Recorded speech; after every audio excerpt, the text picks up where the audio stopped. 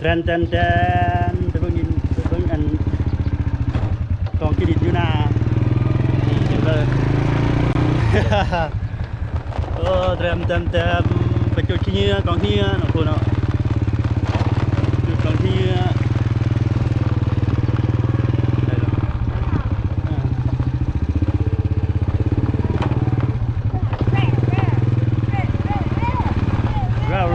เราโอ้ทางเห็นแต่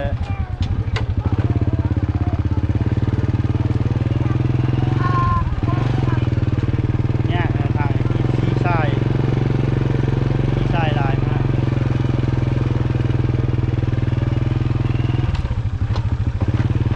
ขี้จ่าย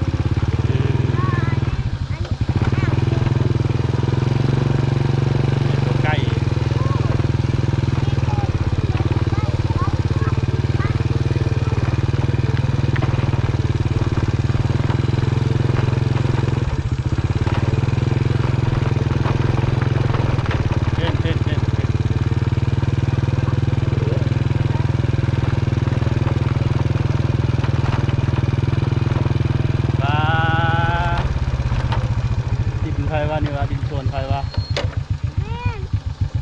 ดินเทือนใครวะดินเทือนใครผ่านเห็นบ่ปลาตัวปลาดังบุ้มเฮ้ยพ่อยังไม่ได้ฮอดอ่ะอะไรห่อแหละดินเนี่ย